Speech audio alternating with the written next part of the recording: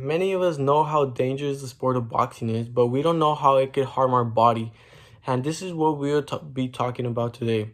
Today, I will be talking to you about how dangerous the sport of boxing is and how we can agree with each other at the end to help reach out to other people who consider boxing or already box so they can follow the solution that we'll talk about today. This is relevant to you guys because all of us like taking risks or playing dangerous sport, but we don't know how it could harm our body. So we will learn today how this is helpful to us. In high school, I had a friend who was a boxer, but he only boxed for a couple years, couple of months actually, because he knew that if he continued to box, then he would hurt himself really, really bad, and it could cause some severe brain injury. In this speech, I will talk about how boxing causes head injuries. Second, I will talk about how these head injuries can affect someone in the long term. Third, I will talk about how there is a solution to reduce these head injuries. And last, I will talk about how this solution actually works on boxers and it is credible. Now that we know what we'll discuss, let us first look at the head injuries that occur in boxing. When someone is involved in boxing, they will experience hits to the body and to the head area, which is very risky and can cause some serious injury to someone. Jerry Kennard, a PhD, wrote an article called The Dangers of Boxing, and he gives us facts by stating the American Association of Neurological Surgeons said that 90% of boxers sustain a traumatic brain injury during their career.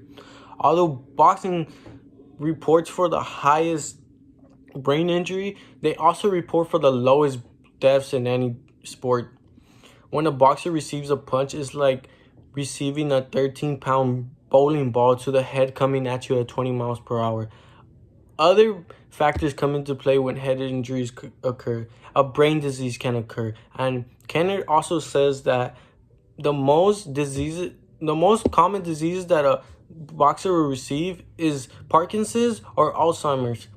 So now we know the primary injuries that occur and how dangerous it is to the head, but now we shift over to finding out what happens inside the body and brain. Now we are looking at how people are affected by boxing and how dangerous it is to the brain, even if someone just boxed for a couple of years.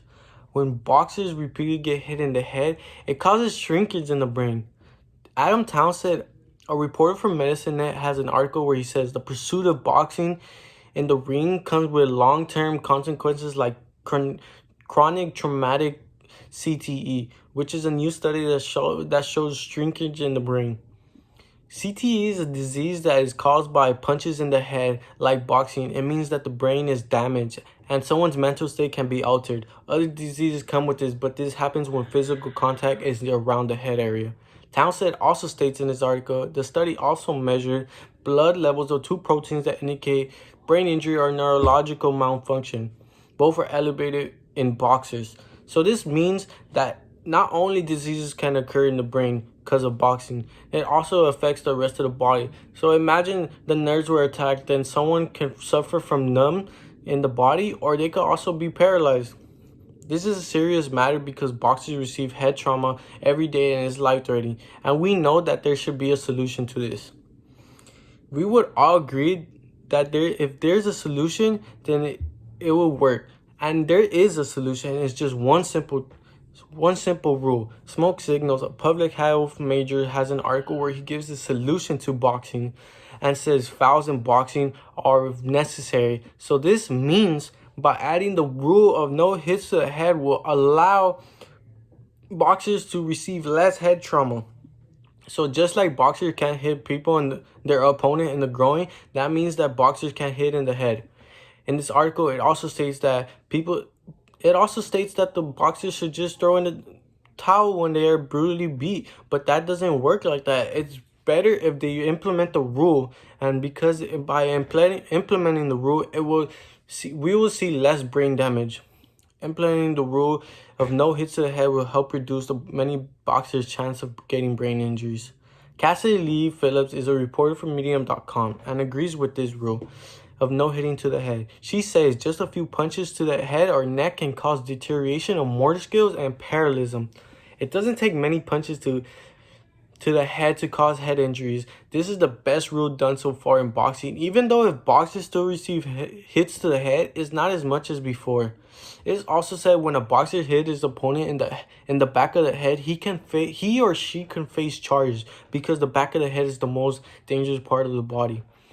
These active rules will help allow boxers to live happy, healthy life after retirement. These rules is evident that seeing less head pounding causes less damage, which is also common sense. When there is a problem, there's a solution, and this is why reducing or eliminating hits to the head will help reduce injuries.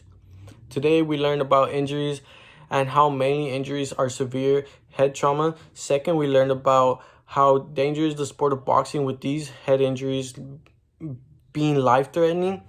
Third, we talked about how a solution will help these injuries. And last, we gave it a solution and we supported that solution.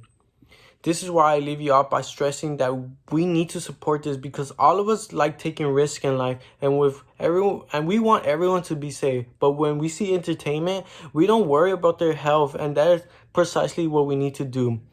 Remember that people are always suffering every day in front of our eyes and we don't see it, but there is always a way to help. Thank you.